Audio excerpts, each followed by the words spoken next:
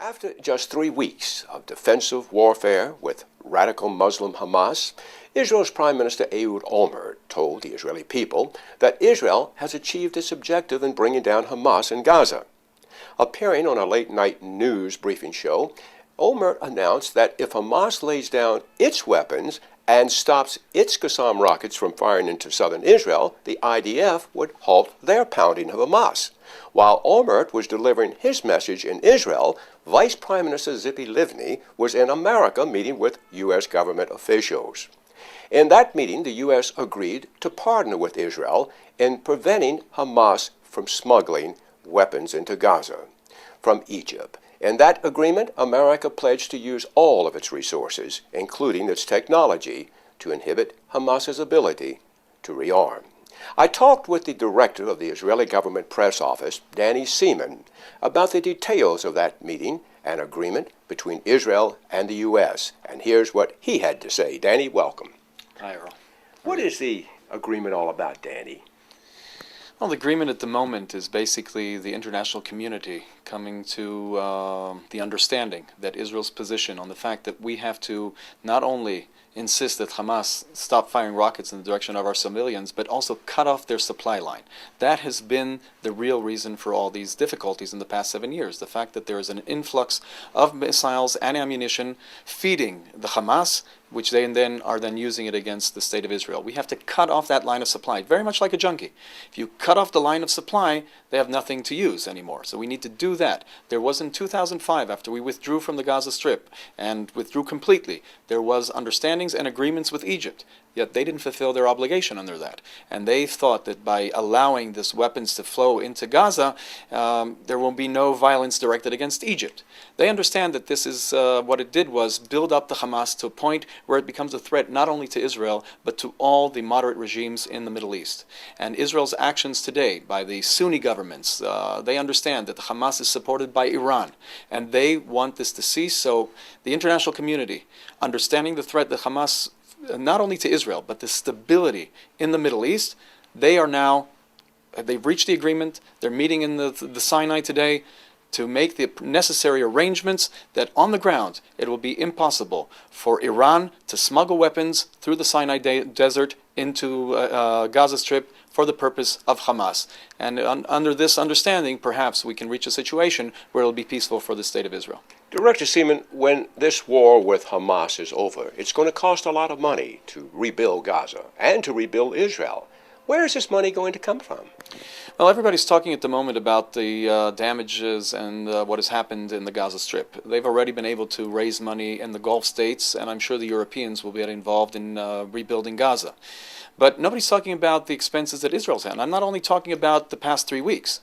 Israel, over the past 7 years, in addition to the $2 billion that it has spent in order to fortify and defend its civilian locations, schools, public buildings, even homes, this is just the money that the government has spent. In addition to that, we have had the disruption of the daily routine, the daily lives in the south of Israel, which has cost the gross national product of the state of Israel millions and perhaps billions of dollars. This money has not been calculated yet. Now, for example, every individual Israeli who wanted to build a house or renovate their homes could get the license to do so with the condition that they build a secure room. This costs every individual Israeli, or at your viewers, if each one of them knew that for their construction they'd have to add between $8,000 to $10,000 from their own pocket to build this secure room, I think they would look at the expenses on the Israeli side or the attitude of the average Israeli differently. But then every Israeli in the south of Israel, their children couldn't go to school because they were under threat. They had to lose work days. There were employees whose jobs were shut down as a result of the fact that factories weren't being, the trucks weren't coming in from the center of Israel to pick up the produce. There has been an indirect effect of several billion dollars to our gross national product for the past 7 years as a direct result of the threats of Hamas and the firing of Hamas against our civilian locations. So this kind of money will not be returned. This is not the kind of money that we can get money from Europe or from the United States to cover. This is something that going to each, this effect is being felt by each individual Israeli taxpayer to the sum of several $1,000s annually. This is the result of the Hamas attacks against the state of Israel. This is the result of what their attitude towards Israel has created a situation where the individual taxpayer You can't. There's no handouts for this. There's nothing you can turn to the European community. There's nothing. Certainly, the Gulf states won't pay the state of Israel. So the price that we're paying for defending ourselves, for fighting the Hamas, for the daily disruption of the daily life of Israelis is incalculable at the moment. But I'm sure it reaches much more than the destruction in the Gaza Strip.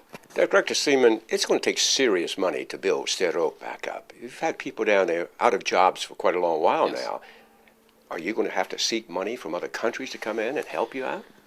Well, we're trying the best to cover this at our own expense. The State of Israel, fortunately, the economy that we've built in the past few years, the resilience of the Israeli people has built a very stable economy that we have here.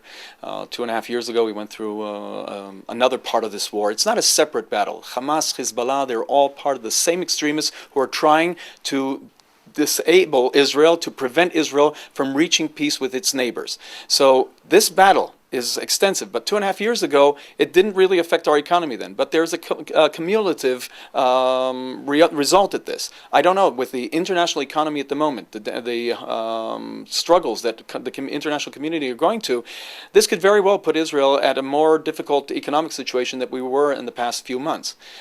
Basically, this will come from the government of Israel. It will come from the people of Israel who carried the burden of the battle until now. Not only the people of Sderot, the civilians, but also the soldiers who left their jobs. People had to drop everything, if it's students in the university, if it's bank tellers, if it's the average Israeli who dropped everything and came to war for the past 3 weeks. They haven't been at their office. They haven't gotten overtime. They haven't gotten all these things are coming at the expense of the average Israeli. This not only the government, but the average Israeli is going to have to carry the burden of these expenses. Director Seaman, the Palestinians are accusing Israel of using some very unfair weapons against them, and some in the international community is starting to echo that same thing.